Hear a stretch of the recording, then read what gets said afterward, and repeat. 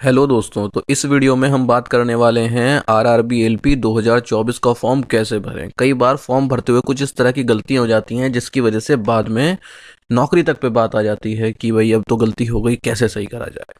तो उम्मीद है आप इस वीडियो को देखेंगे, समझेंगे और अगर कोई गलती होने वाली होगी तो उससे बचेंगे। सबसे पहले आपको क्या करना है, गूगल पर डालना है सरकारी रिजल्ट। सरकारी रिजल्ट डालने के बाद सरकारी रिजल्ट .com वेबसाइट खुल जाएगी, जहां पर आपको अपना ये वाली वैकेंसी का लिंक ढूंढ लेना है। जहां पर भी लिखा मिले आपको आरआरबी एलपी 2024 अप्लाई ऑनलाइन, उस पर क्लिक कर देना है।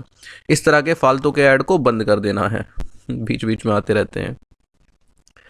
ठीक है, इसके बाद आपके सामने खुल जाएगी ये एएलपी 2024 की वैकेंसी की डिटेल्स, जिसमें कि सब कुछ मेन मेन चीज़ें लिखी हुई हैं कि 20 जनवरी से लेकर 19 फरवरी तक ये भर सकते हो आप फॉर्म। करेक्शन की डेट क्या है, कितने पैसे लगेंगे, जनरल के 500 और बाकी सभी के 250, और बाद में रिफंड भी हो जाएंगे 400। और एज लिमिट है 18 से 30, वैकेंसी है 5696। सब ट्रेड दी हुई है यहाँ पर। ठीक है, ट्रेड के नाम दिए हुए हैं, आप पढ़ सकते हैं। इसके बाद यहाँ पर बहुत सारे डिवीज़न दे रखे हैं, रेलवे बोर्ड के नाम दे रखे हैं, जिसमें कि वैकेंसी के नंबर भी दे रखे हैं कि किस बोर्ड से कितनी वैकेंसी हैं। उम्मीद करता हूँ कि यहाँ पर जो भी बच्चे पहुँचे होंगे इस जगह पर फॉर्म भरने के समय, उन्होंने अब तक डिसाइड कर लिया होगा कि उनको कौन से बोर्ड से फॉर्म भरना है। अभी भी मैं आपको बता दूं, या तो भाई साहब उस बोर्ड से भरें जो आपके घर के बिल्कुल पास हो, वरना उस बोर्ड से भरें जिसमें सबसे ज़्यादा वैकेंसी हो। ठीक है, यहाँ पर कुछ पॉइंट दे रखे हैं पहले ही कि सबसे पहले अपने कुछ फोटो, साइन, आईडी प्रूफ के स्कैन फोटोज निकाल लीजिए। ठीक, अपने आईडी प्रूफ, आधार वगैरह ये सब रेडी रखिए, क्योंकि फॉर्म भरने में ज़रूरत पड़ेगी और बाद में इन सभी को भरकर इनका प्रिंट भी निकाल लेना। तो सबसे पहले हम अप्लाई ऑनलाइन में आ जाते हैं रजिस्ट्रेशन पर। सबसे पहले भाई साहब आपका होगा रजिस्ट्रेशन। रजिस्ट्रेशन पे क्लिक करते ही एक पेज खुलेगा और पेज में कुछ बातें लिखी होंगी। पेज में बातें क्या लिखी हैं, सबसे पहला है are you currently debarred from any RRB RRC, यानी क्या आप किसी भी आरआरबी द्वारा निकाले गए हैं। जैसे बहुत बार कुछ बच्चे चीटिंग करते हुए पकड़े जाते हैं और उनको निकाल दिया जाता, आपने सुना होगा, तो ये वही चीज़ है। तो अगर किसी के साथ ऐसा केस है तो वो यस भर सकता है, वरना आपको किस में क्या भरना है, नो भरना है। दूसरे पॉइंट में यहीं पर शुरू में पूछ लिया है कि आपने क्या कोई लेजिक सर्जरी या फिर कोई अन्य सर्जरी आंखों के लिए करा रखी है, अपनी आंखें सही कराने के लिए। जिसने करा रखी है वो यस भर देंगे और जिसने नहीं करा रखी है वो नो भर देंगे। इस बार लेजिक सर्जरी को लेकर रेलवे बहुत ही शुरू से ही सख्त है। और अगर आप कोई डिसेबिलिटी है तो आप उसको भर सकते हैं यस पे, और अगर आप कोई डिसेबिलिटी नहीं है तो आप उसको नो पे भर सकते हैं। आपका कंट्री सेलेक्ट करना है, जो कि लगभग इंडिया ही होगा सभी का। इसके बाद आ जाती है कुछ पर्सनल डिटेल्स, और यहाँ पर जो पर्सनल डिटेल्स भरी जाएंगी दोस्तों, वो बाद में चेंज नहीं होंगी, इसलिए इनको बिल्कुल सही भरें।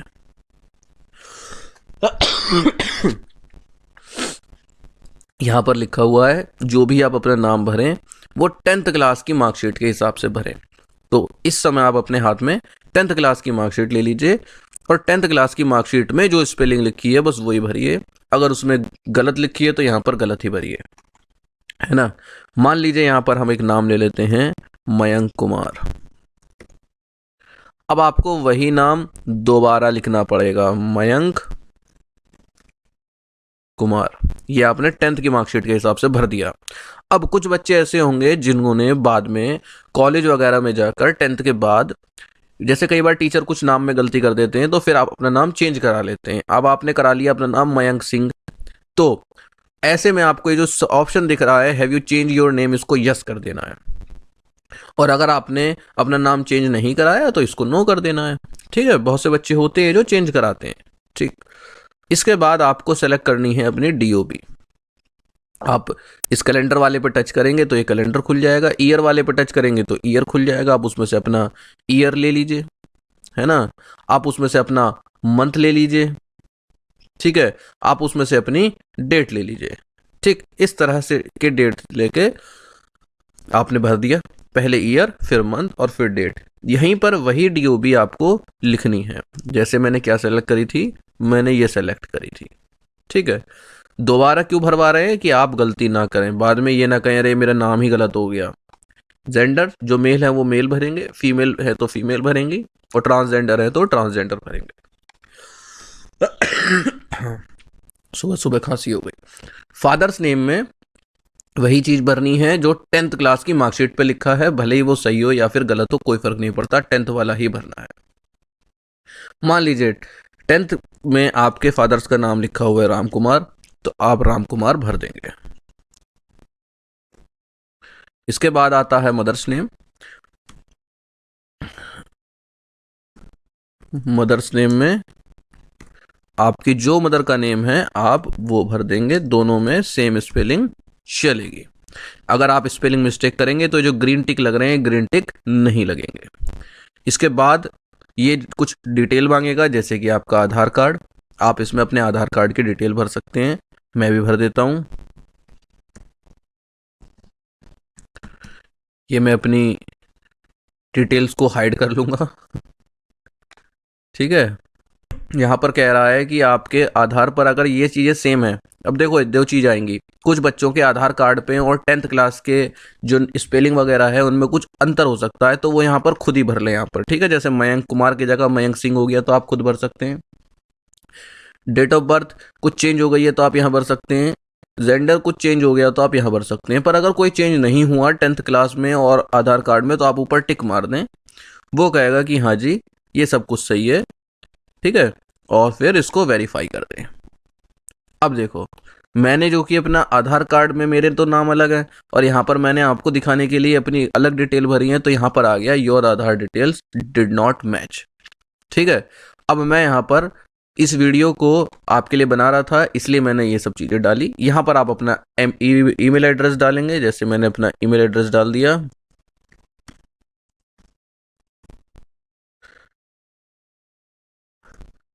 ठीक है। आप यहाँ पर अपना ईमेल एड्रेस डालेंगे और इसके बाद आप अपना नीचे मोबाइल नंबर डालेंगे। जब ईमेल एड्रेस डाल दिया उसके आगे आप जनरेट ईमेल ओटीपी करेंगे, तो वो आपके ईमेल आईडी पर क्या भेजेंगे, एक ओटीपी भेजेंगे भाई साहब, ठीक है। आपको वो ओटीपी यहाँ पर डाल देना है, जो मेरा आ गया है,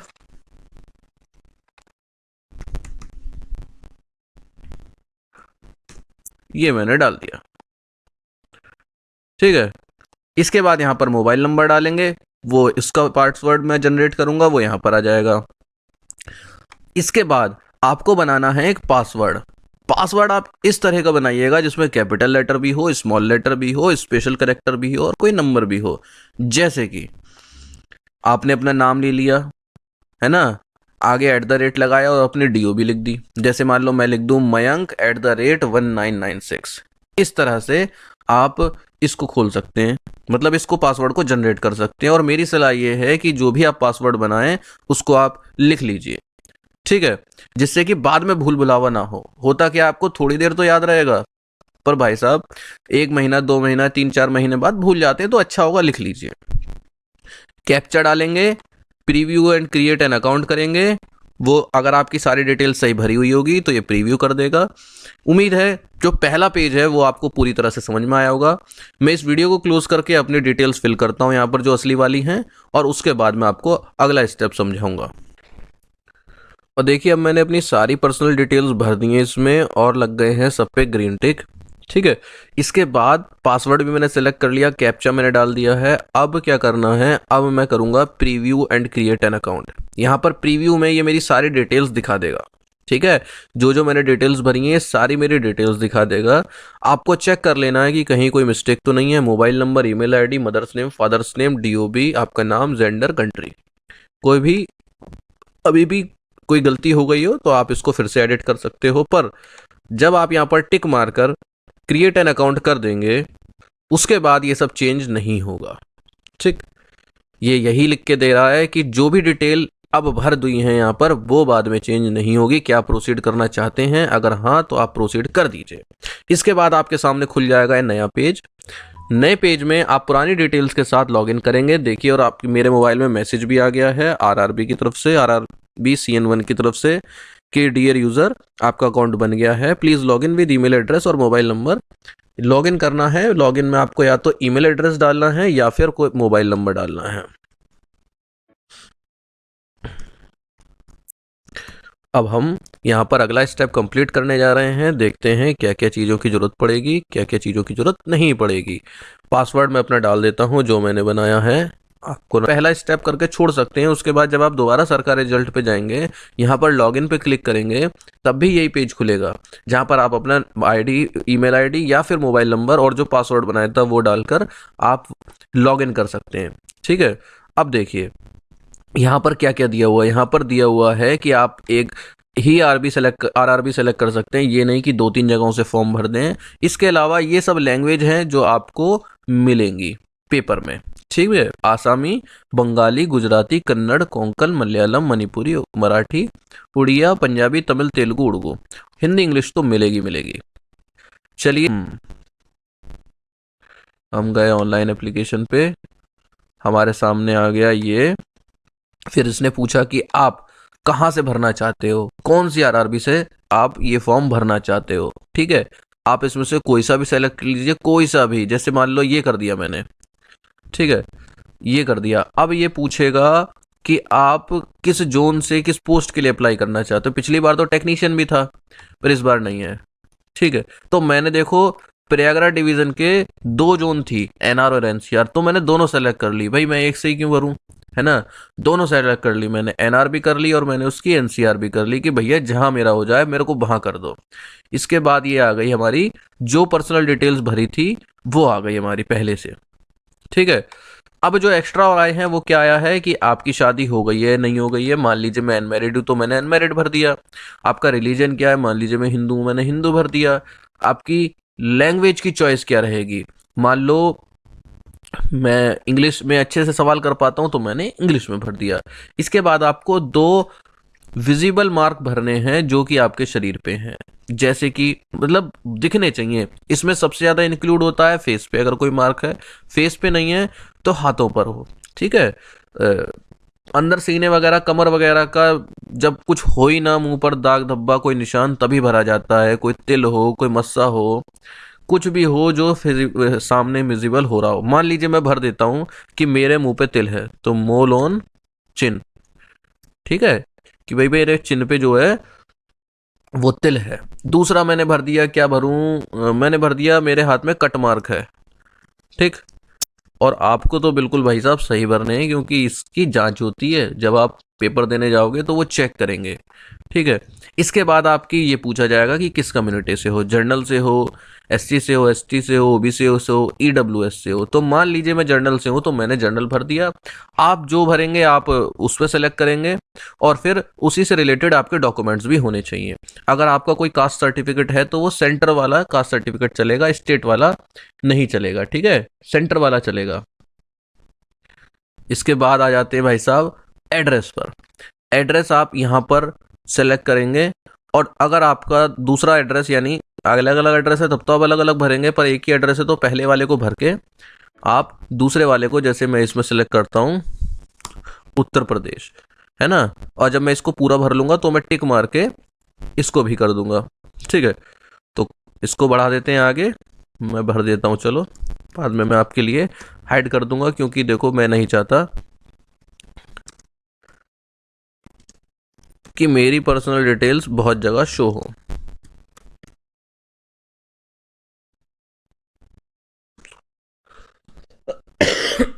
और यहां पर मैं भर देता हूं। ठीक है, इसके बाद मैं पिन कोड भर देता हूं। अगर दूसरा एड्रेस भी सेम है इसके जैसा तो मैं उस पर टिक मार देता हूं, और मैं इसको सेव करके या फिर नेक्स्ट कर सकता हूं। ठीक है, सेव वो अपने आप हो जाएगा। इसके बाद आपकी बहुत सारे डिटेल्स पूछी जाएंगी। देखिए धीरे धीरे आएंगे। पर्सनल डिटेल हमने भर दी, अदर डिटेल, फिर एजुकेशनल, फिर आपके डॉक्यूमेंट्स वगैरह, और फिर फॉर्म कंप्लीट हो जाएगा। सबसे पहले पूछेगा भाई साहब क्या आप एक्स सर्विस मैन हो, नहीं। क्या आप डिसेबल हो, तो हमने शुरू में ही भर दिया था। ठीक है, क्या आप ईबीएस यानी इकोनॉमिकल बैकवर्ड हो, हाँ तो हाँ।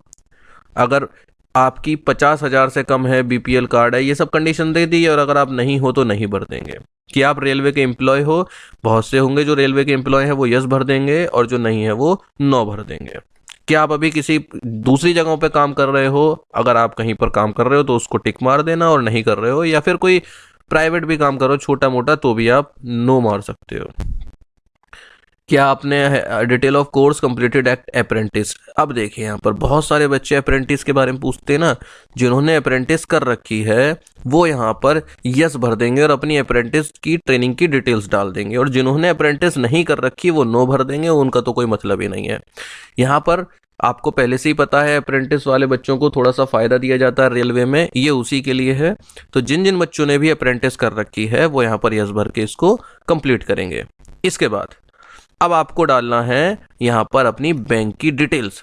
बैंक की डिटेल्स इसलिए क्योंकि 500 में से 400 रुपये आपके बाद में रिफंड कर दिए जाएंगे। 500 में से 400 रुपये आपके रिफंड कर दिए जाएंगे बाद में, तो वो इसीलिए यहाँ पर बैंक की डिटेल्स मांग रहे हैं। ठीक है, और जब ये आप भर देंगे तब आएंगे आप अगले पे, आगे पे, यानी कि एजुकेशनल क्वालिफिकेशन पे। देखिए अदर डिटेल्स में तो ये सब भर दिया आपने, एजुकेशनल क्वालिफिकेशन पे जब आप आएंगे तो यहाँ पर ये बहुत सारी चीज़ें पूछेगा। देखिए यहाँ पर बहुत सारी ब्रांचेस लिखी हुई हैं, इसमें से आपको देखना है कि आपकी ब्रांच है या फिर नहीं है। पहला ऑप्शन है कि आपने 10th कर रखा हो, साथ में ITI कर रखा हो और सारी ट्रेड्स के देखो नाम दे रखे हैं यहाँ से लेके यहाँ तक। दूसरा है कि आपने अप्रेंटिस भी कर रखा हो। ध्यान रखना पहले पॉइंट पर अप्रेंटिस नहीं है, पहले पॉइंट पर ITI है, दूसरे पॉइंट पर है कि आपने अप्रेंटिस कर रखा है इन सब में। तीसरा है कि आपने 3 ईयर का डिप्लोमा कर रखा है या फिर डिग्री कर रखी है। दोबारा सुन लीजिए, 1 पे है 10th के साथ ITI, दूसरे पर है अप्रेंटिस भी कर रखी है आपने, ठीक है, तीसरा है डिप्लोमा या फिर बीटेक कर रखा है। अब यहाँ पर ये सब चीज़ें आपको भरते जानी है। जैसे आपने 10th पढ़ा, 10th के बाद आप यहाँ से सेलेक्ट कर लेंगे क्या, अरे क्या है ये, स्टेट सेलेक्ट कर लेंगे। मान लो मैंने सेलेक्ट कर लिया उत्तर प्रदेश, इसके बाद डिस्ट्रिक्ट सेलेक्ट कर लेंगे, डिस्ट्रिक्ट में आपने कर लिया मान लो बिजनौर कर लिया, ठीक है। बोर्ड सेलेक्ट कर लेंगे, बोर्ड में कर लिया आपने CBSE, ठीक। डेट ऑफ पासिंग सेलेक्ट कर लेंगे, मान लो मैं पास हुआ था 2012 कर लेते हैं, ठीक है, अप्रैल कर लेते हैं इसको, ठीक। तो ये डेट ऑफ पासिंग कहाँ होगी, ये डेट ऑफ पासिंग आपके मार्कशीट पे होगी, जो 10th का आपके पास रिजल्ट होगा ना ये उसके ऊपर होगी। इसके बाद आप यहाँ अपने रोल नंबर भर लेंगे, ठीक है, जो आपके 10th, सब सारी की सारी मार्कशीट साथ में रख के बैठना। इसके बाद आप इसको ऐड करेंगे, तो भाई साहब आप ये सब आपने ऐड कर लिया। अब क्या होगा, आपकी 10th की चीज़ें ऐड हो जाएंगी, ठीक है, और अगला जुड़ डिब्बा खुल जाएगा। अब अगले डिब्बे में आपने क्या किया, 10th के बाद ITI किया है, डिप्लोमा किया है या फिर इंजीनियरिंग की है। अगर आपने ITI करा है तो आप ITI पे टिक मार के ये सारी डिटेल भर देंगे। ट्रेड किस ट्रेड से किया, ये सारी ट्रेड आ रही हैं। स्टेट किस स्टेट से किया है, ठीक है, डिस्ट्रिक्ट क्या था, इंस्टीट्यूशन का नाम क्या था, date of passing, certificate issued by NCVT या फिर SCVT, सर्टिफिकेट टाइप, ठीक है, NTC या STC, ये सारी डिटेल आपके जो सर्टिफिकेट है उसके ऊपर लिखी होंगी। अगर आपने डिप्लोमा किया है तो डिप्लोमा भर के ये सारी चीज़ें भर देंगे। अगर आपने इंजीनियरिंग की है, बीटेक किया है तो इंजीनियरिंग वाले पे करके अपनी मार्कशीट पे लिखी हुई डिटेल्स भर देंगे। बहुत सारे बच्चे अब पूछेंगे लिटरल एंट्री, तो लिटरल एंट्री में कुछ नहीं करना, जो आपने पहले किया वो भरिए और ऐड करना, ठीक है, ठीक भाई। जब ये डिटेल भरेंगे तो जैसे पहले ऐड किया था ऐड करेंगे और अगले डिब्बे में फिर से अपनी डिटेल भर देंगे, ठीक। इस तरह से आप अपनी एजुकेशनल क्वालिफिकेशन को कंप्लीट कर लेंगे और पहुंच जाएंगे भाई साहब अपने अगले डिब्बे पे, ठीक है। जैसे अब मुझे यहाँ पर लग रहा है भरना ही पड़ेगा तभी मुझे आगे जाने देगा। इंजीनियरिंग में देखो ऑटोमोबाइल, इलेक्ट्रिकल, इलेक्ट्रॉनिक्स, मैकेनिकल, ठीक है। मान लो मैंने इलेक्ट्रॉनिक्स सेलेक्ट कर ली, उत्तर प्रदेश यहाँ पर भर दिया, डिस्ट्रिक्ट मैंने भर दिया क्या, बिजनौर भरा था ना, हाँ गया बिजनौर, बिजनौर। मैंने नेम अपना कुछ भर दिया, ठीक है, APJ, ठीक, और डेट ऑफ पासिंग मैंने भर दी, डेट ऑफ पासिंग मैंने भर दी कि भाई साहब मैं 2018 में 15 फरवरी को पास हो गया था और मैंने ऐड कर दिया। और अब मैं आ गया हूं नेक्स्ट पर, हो गया ना नेक्स्ट। नेक्स्ट पे इन्होंने कहा कि देखो आपकी ये सब चीज़ें भर गई हैं, please fill up personal details, other details. अच्छा, अदर डिटेल्स मेरी कंप्लीट नहीं हुई थी यार, पूरा भरना पड़ेगा लग रहा है। अब मैं अकाउंट नंबर कहाँ से भरूँ यार, सारे वो बैंक की डिटेल लानी पड़ेंगी। चलिए कोई बात नहीं, अब आपको कुछ नहीं करना है, आपका लगभग फॉर्म कंप्लीट हो चुका है, कोई कठिन नहीं था फॉर्म भरना। यहाँ पर आप अपनी अकाउंट डिटेल भर लेंगे, अपना अकाउंट होल्डर का नाम है ना, यहाँ पर आपने अपना अकाउंट होल्डर का नाम डाला, यहाँ पर आपने अपना अकाउंट नंबर डाला, यहाँ पे अपना, अरे यार सेम डालना पड़ेगा, 123456789 123456789 ठीक है। यहाँ पर आपने अपना IFSC कोड डाल दिया, SBINTY कुछ भी डाल दिया और सेव कर दिया, ठीक है। पर अपनी बैंक की डिटेल भर के सेव कर देंगे। उसके बाद आप जाएंगे, एजुकेशन होम वाला हम कर चुके हैं, अपलोड प्रोफाइल डॉक्यूमेंट्स में। अब क्या करना है आपको, जो भी आपके 10th के 12th के, आपके डिप्लोमा के, बीटेक के, ये सभी चीज़ें, ये सभी आपको पहले से ही मोबाइल में फ़ोटो खींच के रख लेनी है। पहले से ही जो फ़ोटो खींच के रख लेनी है, उसको क्रॉप वगैरह कर लेना है सही से। और जब यहाँ पर जो जो मांगता जाए, कहेंगे आप अपना फोटो अपलोड कीजिए, फोटो अपलोड कर लो, है ना, एक फोल्डर में उसको रखना। अब वो कहें कि अपने साइन अपलोड करो तो साइन अपलोड कर लो, बस फोटो डॉक्यूमेंट्स अपलोड करने, उसके अलावा ऐसा कोई खास काम नहीं है। आपको एक दिक्कत क्या आ सकती है, दिक्कत आपको ये आ सकती है, बहुत अच्छी ट्रिक बताता हूँ आपको। वो कहेगा आपका साइज बड़ा है, साइज छोटा करिए। अब मैं आपको उसकी ट्रिक बताता हूँ। अपने मोबाइल से फोटो खींच लिए, है ना, अब क्या करिए, आप उसको अपने दोस्त को भेज दीजिए, है ना। अब दोस्त से कह रहा वापस भेज दो। वो जो फोटो व्हाट्सएप पे जो भेजते हैं वो कंप्रेस हो जाते हैं। अगर आपका 2 MB का फोटो और व्हाट्सएप पे भेज दो 40-50 KB का हो जाता है। तो बहुत ही अच्छा तरीका है कि आप क्या करो, अपने फोटो को व्हाट्सएप पे भेज दो। व्हाट्सएप से जब डाउनलोड करोगे तो वो फोटो कंप्रेस हो जाएगा, आपको साइज की कोई दिक्कत नहीं आएगी। और इस तरह से आप जो यहाँ पर डॉक्यूमेंट्स हैं वो आप अपलोड कर सकते हैं। कोशिश करना सही जगह पर सही डॉक्यूमेंट करना, फोटो की जगह साइन मत कर देना, साइन की जगह फोटो मत कर देना, ठीक है। और उसके बाद आपका फॉर्म हो जाएगा कंप्लीट, कुछ नहीं बचेगा फॉर्म में। बहुत आसान फॉर्म भरना था, कोई दिक्कत नहीं थी। इसके बाद भी अगर कोई आपकी दिक्कत बचती है तो आप कमेंट कर सकते हैं बिल्कुल कि ये परेशानी आ रही है, और उसको सभी लोग मिलकर सॉल्व करेंगे।